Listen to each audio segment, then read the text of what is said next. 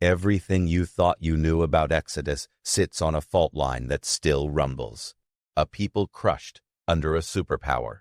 A leader raised in the very palace that ordered his people's death. A God who announces a name so potent it rearranges identity and history. The book starts in the dark, not with fairy tale glow, but with wet clay, whips, and a new king who forgets a debt. Egypt had once fed Jacob's family during famine under Joseph. Memory fades when politics quake. A new ruler sees numbers, not faces. He sees a threat where there had once been salvation. He turns cities into pressure cookers, building projects into chains. Pithom and Ramses rise from mud brick, and Hebrew backs bend to lift them. Under the weight, resistance sparks in unlikely places. Two midwives stand at a national fault line. Shifra and Puah get ordered to join a machine of extermination, and they step off the conveyor belt. The text records their names, not the pharaohs. That reversal slices through the noise. Ordinary faithfulness outlasts imperial branding. The order escalates. Boys, to the river. The Nile, Egypt's lifeline, becomes a weapon. A mother calculates in the shadows. She covers a small basket with tar and reeds. The Hebrew word for that basket echoes the Ark of Noah. Tiny ark, new flood. The current delivers an infant to a princess's gaze. Royal pity interrupts policy. The child grows between two worlds, named Moses because he is drawn out, a Hebrew name with an Egyptian resonance. Even his name holds attention. Palace tutors shape his mind. The cries from labor camps shape his heart. He sees an Egyptian beating a Hebrew and acts. One body in the sand. The next day he steps into a quarrel between two Hebrews and hears rejection. He flees east to Midian, trading polished halls for scrub desert, silk for shepherd's wool. Out in the wilderness, violence cools into silence. Years pass under blazing sky and cold stars. Moses marries Zipporah, daughter of a Midianite priest known as Jethro, also called Reuel. He names his first son Gershom, a stranger in a strange land, because that is exactly how he feels. Another son follows, Eliezer, a reminder that the God of his father helped and delivered him from the sword of Pharaoh. Back in Egypt, groans rise, not to the sky but to the God who hears. The memory of covenant with Abraham, Isaac, and Jacob tightens like a knot that will not slip. A bush burns more brightly than the sun and refuses to go out. Moses watches a shrub blaze and not burn, and suddenly shoes become a liability. He stands on ground charged with presence. The messenger of the Lord appears in fire, and then the voice that names eternity anchors itself in time. The divine name is revealed.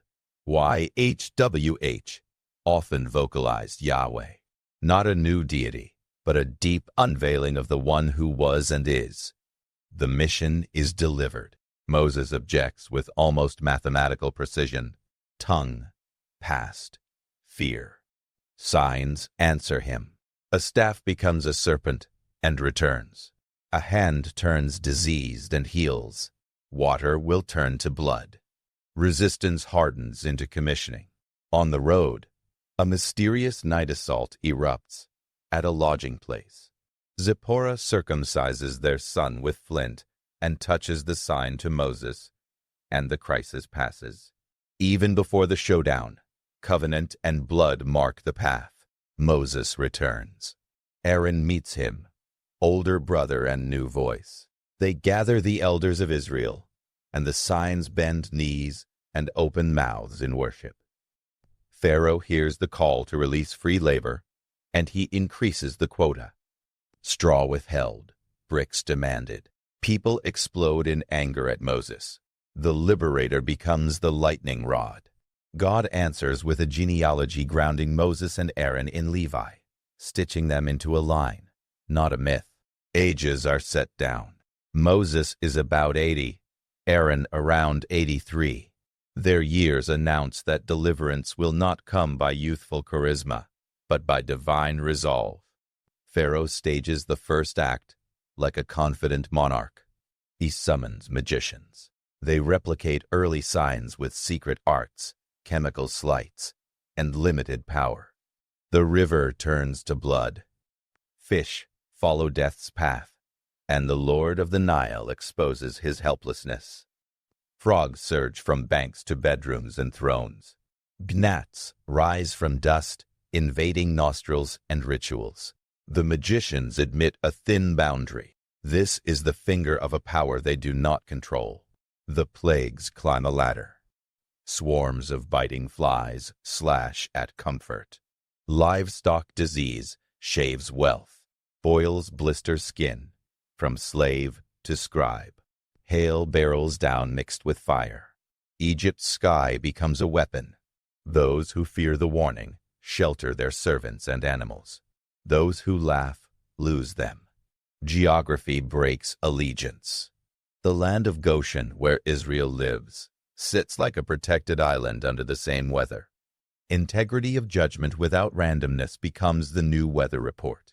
The sequence builds with a pattern many readers miss. 3 cycles of 3, each with rising tension, and a final blow that stands alone. Each cycle begins with a morning announcement by the river, then a palace confrontation, then an unannounced strike. God's patience measures the intervals, and Pharaoh's heart resets like stone each time the pressure drops. The text balances 2 realities with surgical care. Pharaoh hardens his heart. God hardens Pharaoh's heart. Moral calculus bends around sovereignty and human stubbornness. The narrative refuses to simplify. Locusts sweep in like a green curse. Anything hail preserves they chew down to stalks. Darkness follows. Darkness so heavy it can be felt, a suffocating weight. Ancient myths treat the sun as a god. This god fails to rise for 3 days. In Goshen, light remains. Egyptian hierarchy crumbles.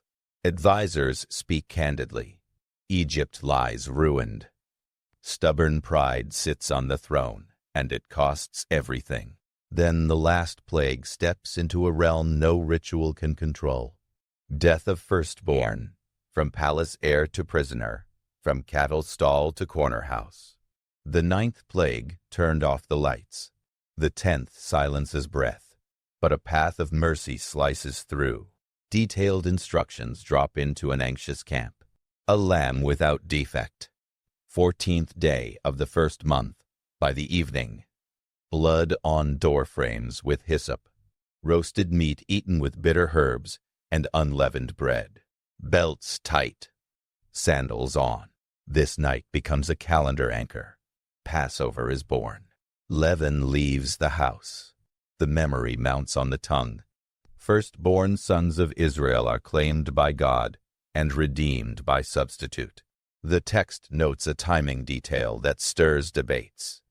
430 years to the very day. Some ancient manuscripts specify time spent in Egypt and Canaan. Others record it as years in Egypt only. Precision in the midst of uncertainty. The point stands.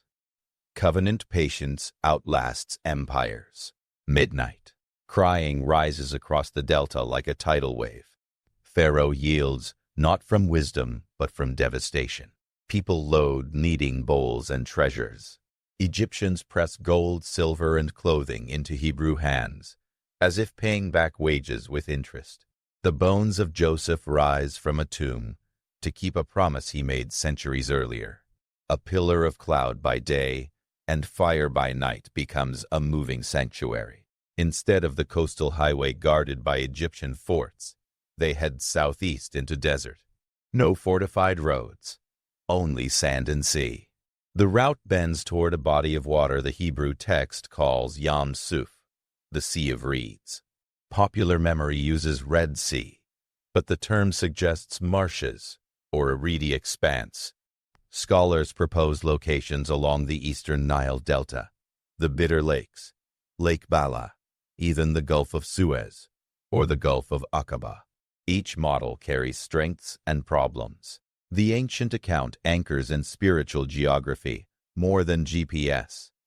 Pharaoh changes his mind, momentum switching from surrender back to rage. Chariots thunder.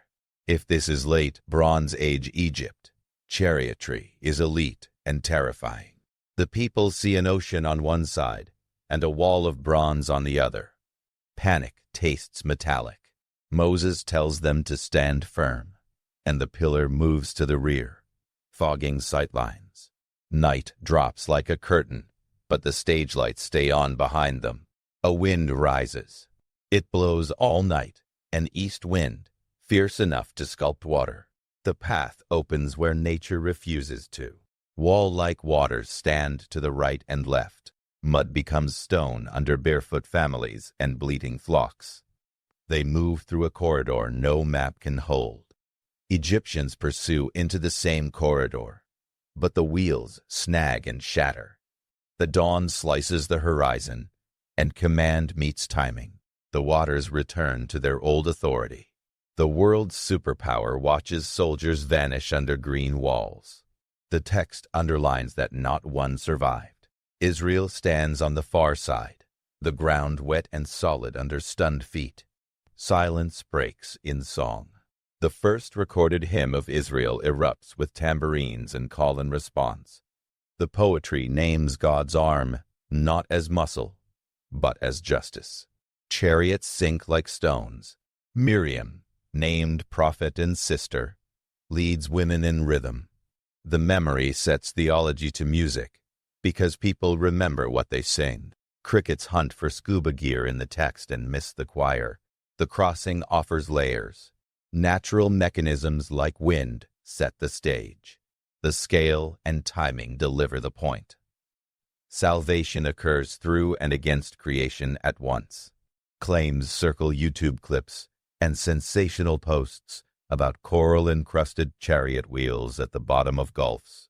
Archaeologists advise caution. The sea hides and destroys artifacts efficiently.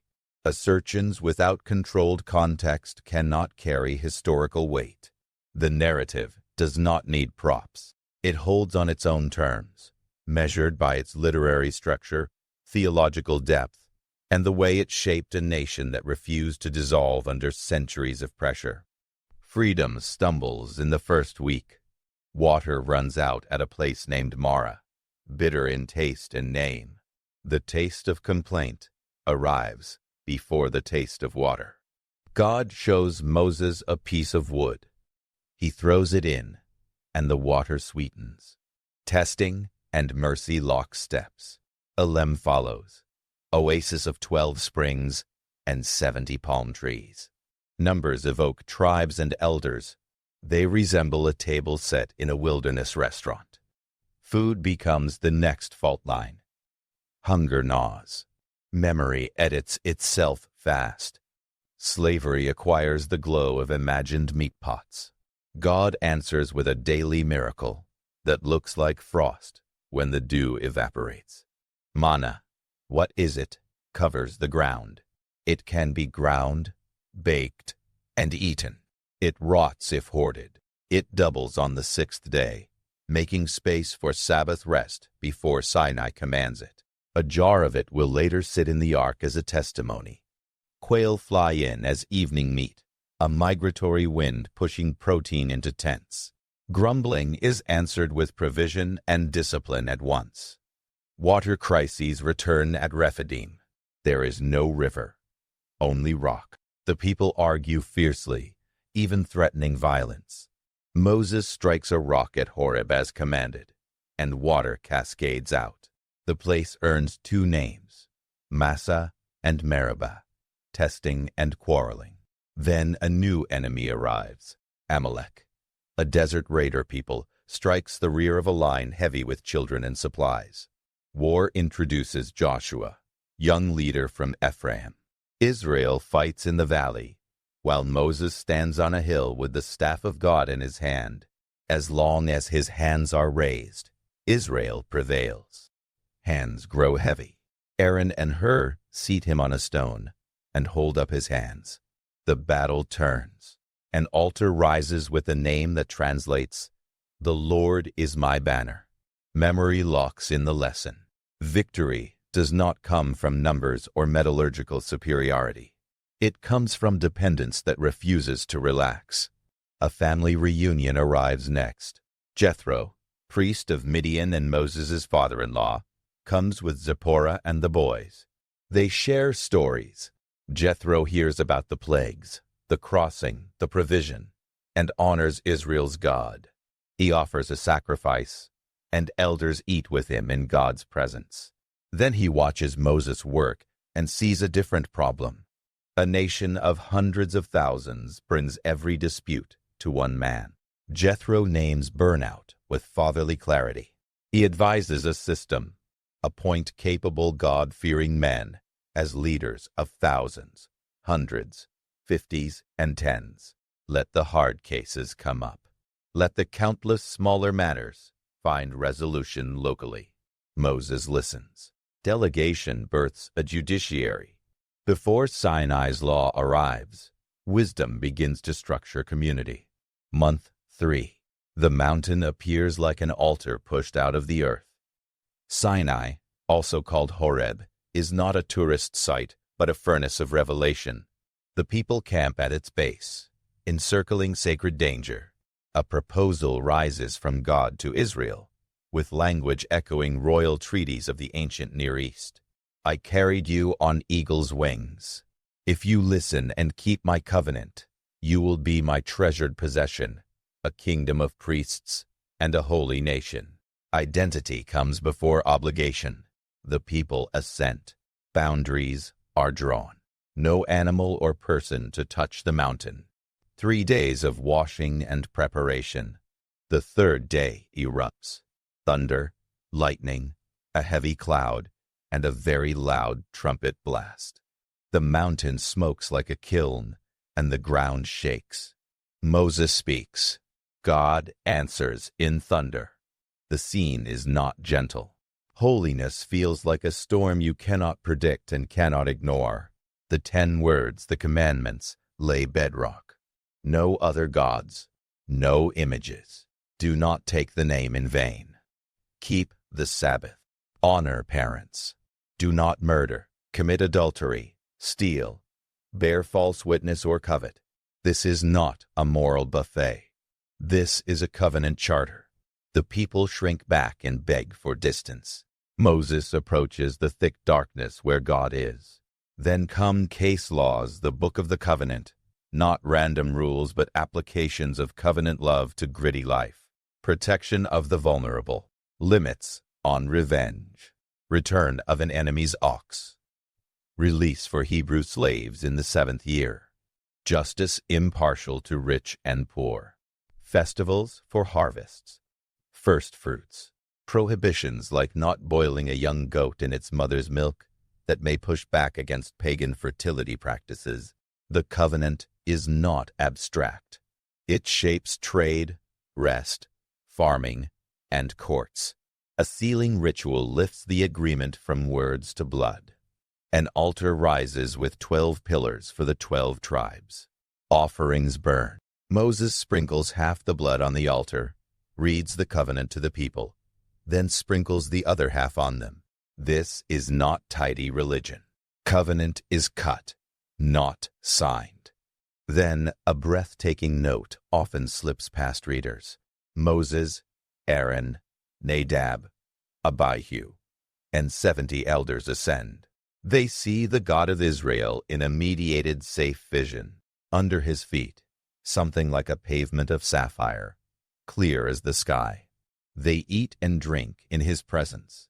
The God who thundered now hosts a meal. Intimacy and transcendence refuse to split. The elders descend. Moses is summoned higher still. 40 days and nights on the mountain follow. Blueprints unfurl for a tent that will carry Sinai's presence through desert miles. The tabernacle is a portable Eden, a microcosm of creation, and a throne room draped in canvas. The ark rises first in the description, because God's presence sits at the center, not at the edges. Acacia wood overlaid with pure gold. 2.5 cubits long, roughly 3 feet 9 inches if using the standard 18-inch cubit, or a bit longer with the royal cubit. A lid of solid gold, the atonement cover, with 2 cherubim facing each other, wings overshadowing the space where God says he will meet with Moses. Rings and poles ensure that human hands never touch what they should not. A table holds the bread of the presence, 12 loaves reminding a hungry world that fellowship is sustained. A lampstand, hammered from a single piece of gold. Branches in almond flower patterns. Cups and blossoms detailed as if a garden had been captured in metal. Curtains dyed blue, purple, and scarlet, embroidered with cherubim. Goat skins, ram skins dyed red, and a covering likely from sea cows or durable leather. Frames of acacia, silver bases, golden hooks. A veil separates the holy place from the most holy. An altar for incense stands before that veil, clouding the air with a blend of sacred spices that cannot be recreated for private use. Formula protected by law. Strange fire will later carry a story of disaster, foreshadowed already by the weight of holiness. Garments for the priesthood arrive next, as if clothing could preach. Aaron and his sons are set apart to serve. Ephod with shoulder stones engraved with the names of the tribes. A breastpiece like a small square, set with 12 gemstones, each carrying a tribal name, bound over the heart of the high priest. In that breastpiece sit the Urim and Thummim, mysterious objects for discerning judgments. A gold plate on the turban reads, "A line of holiness bound to the forehead." Robes trimmed with pomegranates and bells, so that sound accompanies movement in the presence of God. Anointing oil recipe guarded as a treasure. Consecration ceremonies described in detail, with sacrifices, washing, and 7 days of setting apart. A bronze altar stands in the courtyard for burnt offerings. A basin sits between tent and altar for washing. Morning and evening lambs keep a constant rhythm of approach. Instructions include the Sabbath as a sign. Time itself becomes sacred architecture. Work 6 days. Rest the 7th. Build a culture where rest is resistance to empire's pace. The law writes an alternative economy and imagination. Moses receives 2 stone tablets inscribed by the finger of God, not as technology, but as testimony. Down below, clocks run differently. Moses' absence stretches into panic. The people press Aaron. They demand visible gods to go ahead, the echo of a phrase already spoken about the Lord. Aaron gathers gold, crafts a calf, and builds an altar. He declares a festival to the Lord. And the next day the party spirals. This is not a rejection of God in name, but a corruption of worship. The form dries the fire. The image domesticates the untamable. The very first commandments shatter in real time. On the mountain, God announces what happens below. Anger burns. Moses intercedes immediately. He argues from God's reputation among nations and from promises to the patriarchs. Judgment threatens to start over with Moses. Intercession stands in the gap. Moses descends with tablets in hand. Radiant law cut in stone. He sees the calf and dance, and his anger ignites. The tablets smash at the mountain's foot. Physical echo of covenant breach. He burns the calf, grinds it to powder, scatters it on water, and makes Israel drink the taste of their sin. He confronts Aaron, who blames the people and even claims the calf emerged from fire on its own. The Levites rally to Moses. Sword cuts through camp. About 3,000 fall. A plague follows. The scene feels severe because idolatry at the wedding ceremony kills the marriage bed. The covenant at its birth cannot be flexible like leather. It is bone. Then a chilling statement lands. God tells Moses that an angel will lead them, but he will not go in their midst because of their stubbornness. Blessing without presence sounds like victory without soul. The people strip off ornaments. Grief silences celebration. Moses sets up a tent outside the camp. Not the prescribed tabernacle yet, but a place of encounter. The pillar of cloud descends. Moses speaks with God in a way that combines fear and friendship. Presence returns, but in tension. Judgment hovers like a storm that refuses to move on. Moses presses. He pleads for favor not as a personal perk, but as a national necessity. Presence is the only marker that separates Israel from any other nation. He asks to see the glory. The request reaches for essence. God grants a glimpse, but on God's terms. Moses is placed in a rock cleft. God's goodness passes by. The name is proclaimed, a small creed that will echo across centuries. The Lord, merciful and gracious, slow to anger, abounding in steadfast love and faithfulness, keeping covenant love to thousands, forgiving iniquity, transgression, and sin, yet by no means clearing the guilty, visiting consequences to the third and fourth generation. Love roars in proportion to justice, and justice is not the absence of love. Moses worships and asks again for presence, pardon, and inheritance. The covenant is renewed. New tablets replace shattered stone. Commands forbidding idolatrous alliances sharpen. Feasts are repeated. Sabbath emphasis returns. No carved gods, no molten images. Moses descends. His face shines with a radiance that terrifies a wounded people. He wears a veil when he speaks to them, removing it when he meets with God. Holiness marks skin. A call for materials goes out, and generosity erupts like a river. Men and women bring gold, silver, bronze, blue, purple, and scarlet yarns, fine linen, goat hair, ram skins, acacia wood, oil, spices, onyx stones, and gems. Bezalel from the tribe of Judah receives spirit-filled skill for artistry, knowledge, and craftsmanship.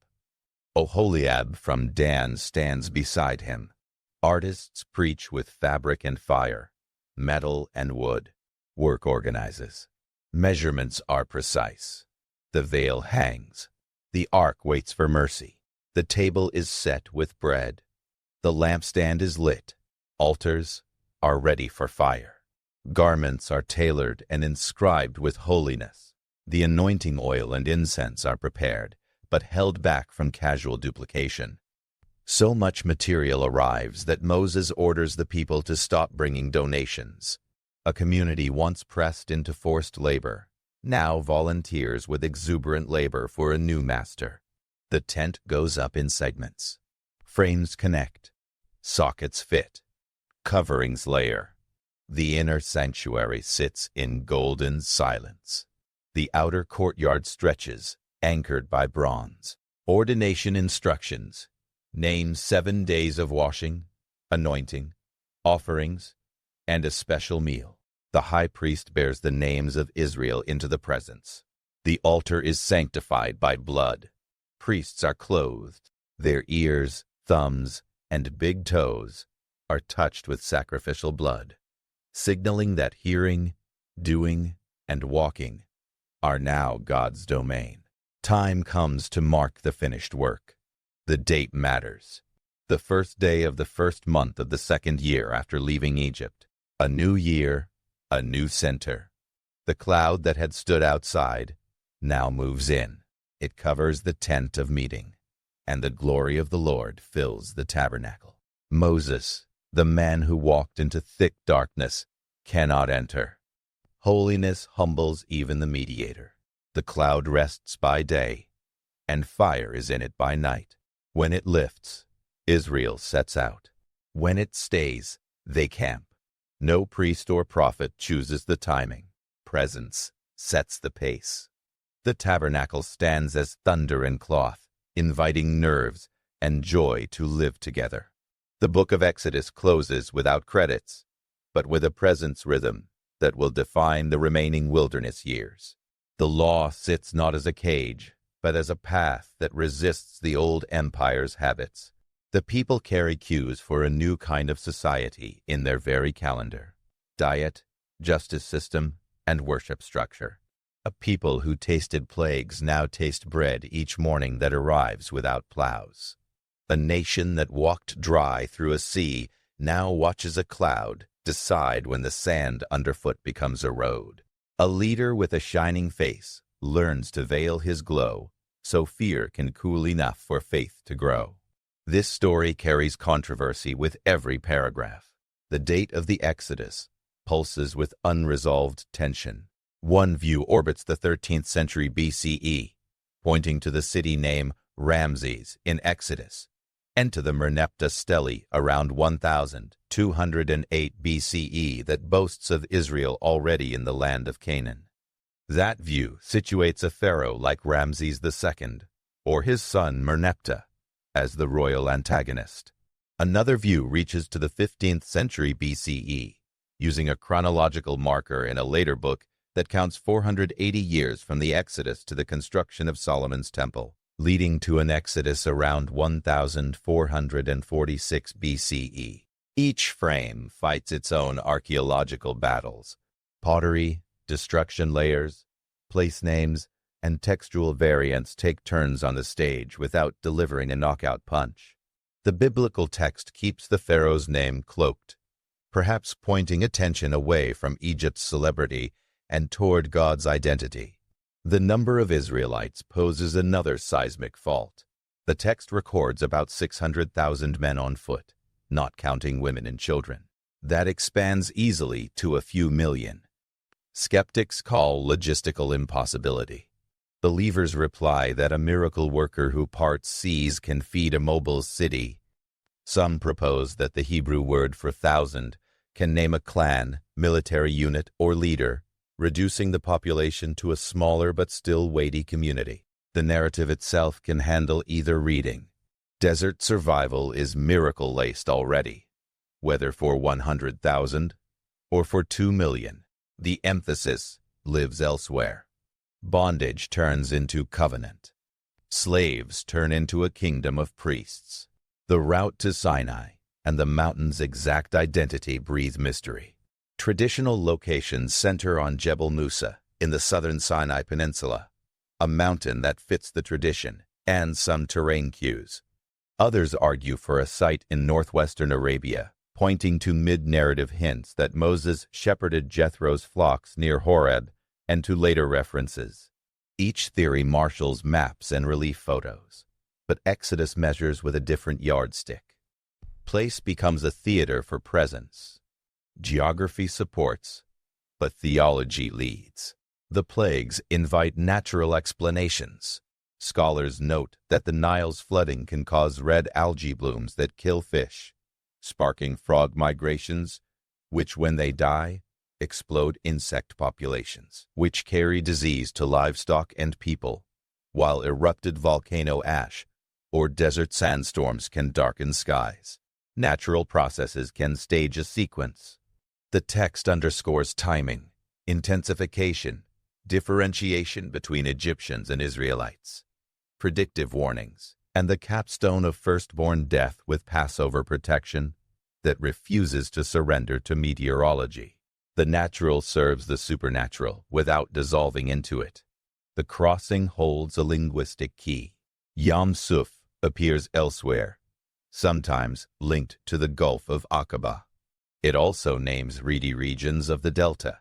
A strong east wind is said to drive back waters. The image of walls of water stands like pillars in a temple corridor. The passageway is named as dry ground. The Egyptians drown in returning waters. The text strains language to carry what the eye saw. Ancient readers did not parse wind speed or barometric pressure. They turned the experience into a song that kept faith afloat for centuries. Sinai law reads stern, but its center is a world where the unseen God remains uncarved, where neighbors cannot be consumed as objects, where time resists exploitation, where aliens receive hospitality because Israel remembers alien status, where the poor do not face bias, nor the wealthy varnish over guilt. the case laws about a goring ox, the compensation for theft, and the protection of female servants cut into the everyday. The sanctuary becomes a mobile axis where heaven and earth meet. The structure mirrors creation. 7 speeches culminate in Sabbath. The priest's garments brazenly proclaim that God puts his name on a people and desires their approach. Golden calf controversy points at human hearts more than anything else. Idolatry begins when people decide that divine power must look like human control. The calf likely evokes a bull icon used in surrounding cultures to signify strength, fertility, and the platform for a god.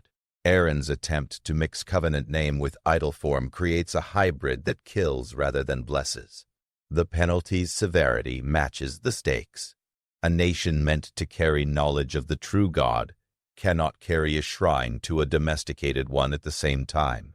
A singular scene refuses to drain of meaning. The elders eat with God. The God who descends in fire also hosts a meal on a clear blue floor. Violence of thunder and intimacy of bread and wine meet without apology. The gospel beats here long before Galilee. Presence is the point. Rescue is for worship. Freedom is for formation. Exodus ends with motion implied. The cloud does not lock itself to a zip code. It lifts and descends. It trains a nation in dependence. The tabernacle whispers Eden. Cherubim stand watch, not to bar forever, but to mark a doorway reopened through sacrifice and mediator. The law is not a ladder to climb into heaven, but a way to live with God on earth without dying. The plagues demonstrate that empires fracture when false gods are dethroned.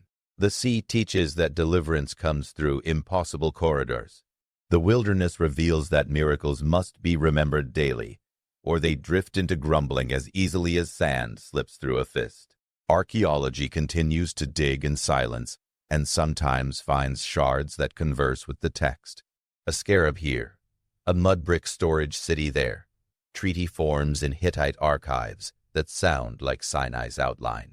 The Merneptah stele blinks the name Israel at the end of the 13th century BCE, like a road sign viewed at night. History admits that Israel existed early, even if exact migration routes remain blurred. The great story sits confident. Its aim is not to draw a precise line on a Google map, but to press a name into a heart. YHWH, who sees, hears, knows, and comes down. The God who brings out in order to bring in. Moses, once a fugitive, now moves in and out of a tent that hums with presence. His face glows with reflected glory. The people, once voiceless, now sing and bring and judge disputes through new leaders. Aaron, once complicit, now dresses in holy garments to carry names on his shoulders and over his heart. The Levites, once scattered by Jacob's warning, now gather around the tabernacle as guardians. Exodus refashions identity by story rather than by statue. Some see the book as rebellion literature, a hand grenade rolled under the tables of tyrants. It certainly teaches that labor without rest and rulers without accountability breed the wrath of heaven. Yet it also resists turning God into a mascot for revolution. Holiness balances justice and mercy. Covenant wraps salvation around sanctification. The God who softens hardened hearts also hardens when rebellion calcifies, and that reality keeps mystery alive. The last image lingers. Canvas ripples in hot wind. Smoke stands still like a tree made of sky. Elders point. Children stare. Priests tremble. Moses watches for the lift. He knows what it means. Movement when the cloud rises. Patience when it sits. The rhythm the empire could never impose now sets the pace of a people who no longer report to taskmasters. Tomorrow's march into wilderness uncertainty carries yesterday's proof in gold clasps and oiled boards. The God who turned rivers to blood, split seas, fed mornings, and spoke on a shaking mountain has chosen to dwell in a tent. The book does not close with a legal pad or a war drum. It closes with a presence too heavy for even Moses to enter, a presence that will both protect and test, bless and burn, conceal and reveal. Everything remains possible for a people who can keep their eyes on a moving pillar and their ears tuned to a voice that thunders, whispers, and sings over them all at once.